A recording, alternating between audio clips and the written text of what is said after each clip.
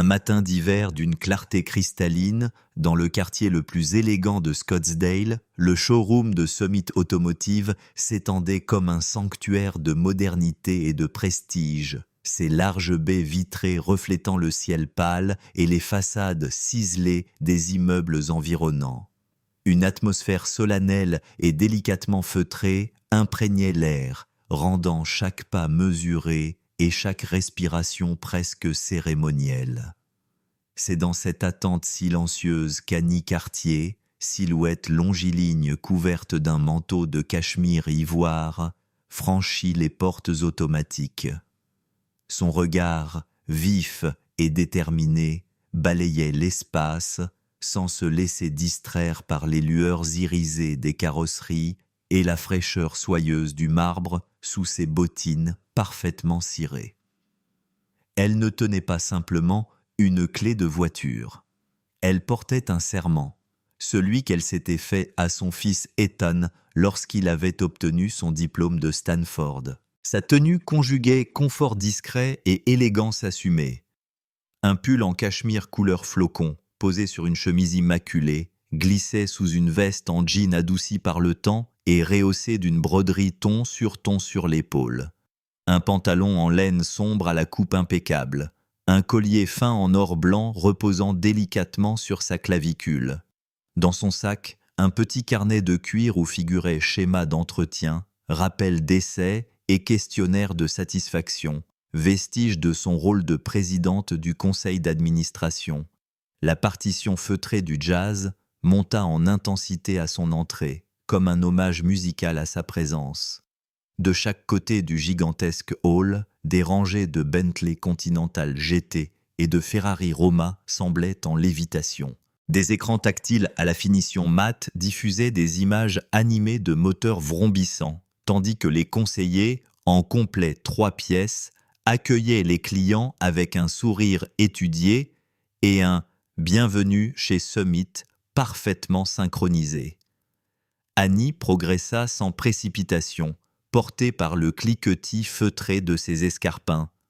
Elle s'arrêta devant un mur de modèles réduits en échelle 1:18, minutieusement assemblés dans une vitrine rétro-éclairée où chaque boulon paraît authentique.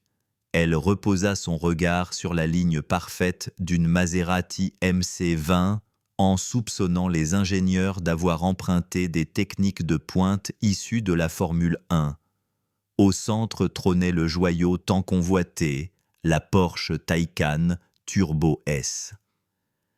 Ses flancs argentés reflétaient les néons disposés sous le plafond, créant un kaléidoscope mouvant.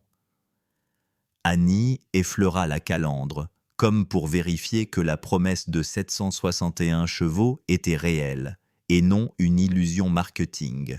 Les contours de l'habitacle, dessinés d'une main de maître, lui évoquèrent les rêves de vitesse et de liberté qu'elle partageait avec son fils lors de leurs escapades dominicales.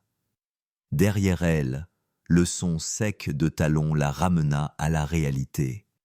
Ryan Hayes, le directeur du showroom, s'avança. Son allure était irréprochable, sa cravate symétrique. Il inclina légèrement la tête. « Madame Cartier, dit-il avec cette politesse d'apparat, permettez-moi de vous orienter vers notre étagère de véhicules d'occasion contrôlés, tous minutieusement vérifiés par nos ingénieurs Lexus et Toyota. » Annie posa un regard tranquille sur lui. « Merci Ryan, répondit-elle, mais je suis ici pour un modèle neuf, unique, qui marquera cette étape de la vie de mon fils. » Elle sentit l'inconfort traverser son vis-à-vis. Toujours poli, il essaya de masquer sa gêne. « Je suis, hélas, le seul à pouvoir vous assister. » Son ton se voulait rassurant, mais la voix trahissait son malaise. Annie sortit alors discrètement son téléphone. Un message en quelques mots. Protocole Alpha, réponse exécutive immédiate. À peine le message envoyé, un grondement feutré retentit à l'arrière du bâtiment, prélude discret de l'arrivée de sa direction exécutive. Rebelle à toute incertitude, elle réapparut plus tard vêtue d'un tailleur gris anthracite, veste cintrée et jupe crayon. À ses côtés, Angela Perez, avocate générale à l'empreinte magnétique, Michael Chang, DRH au regard bienveillant, Priya Rao, experte en conformité au sens de l'éthique affûtée, et Lisa Montgomery, vice-présidente régionale au charisme tranquille. Le simple alignement de ces 5 silhouettes transforma l'atmosphère. Les lumières semblaient légèrement s'adoucir, les murmures s'apaiser. Annie s'avança, croisa les bras, et le pendentif au creux de sa poitrine étincela brièvement. « Ce matin, commença-t-elle d'une voix calme mais autoritaire, j'ai été informé d'attitudes contraires aux valeurs de Summit Automotive.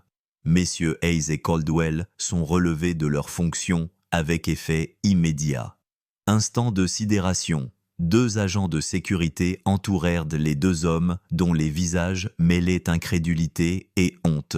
Les écrans s'éteignirent, le quatuor de jazz fit une pause et les montres s'immobilisèrent. Taylor Kim, un jeune conseiller discret mais observateur, s'avança à son tour, tremblant. « J'ai vu ce qui s'est passé, » murmura-t-il, terrifié à l'idée des conséquences. Annie le regarda avec douceur. « Reconnaître ses erreurs est un acte de bravoure, » déclara-t-elle. « Je te nomme Taylor, directeur par intérim de ce showroom, et je t'inscris à notre programme de leadership et d'excellence client. » Le malaise laissa place à une vague d'admiration et d'applaudissements modérés. Angela Perez distribua de volumineux dossiers, chacun marqué diversité, équité, inclusion, sensibilisation aux préjugés et formation à l'empathie. Chaque collaborateur fut informé qu'aucune dispense ne serait accordée. Le lendemain, un petit matin clair annonçait un renouveau. Dès l'ouverture, l'équipe formant un cercle, Taylor annonça « Chaque client mérite le plus grand respect, quelle que soit son histoire, son apparence ou son âge. » Des employés partagèrent des anecdotes sincères où leur propre regard avait besoin d'ouverture. Le premier client, vêtu d'un manteau usé, fut accueilli par une conseillère désireuse de comprendre ses rêves plutôt que ses revenus. Au fil des jours, le showroom se métamorphosa.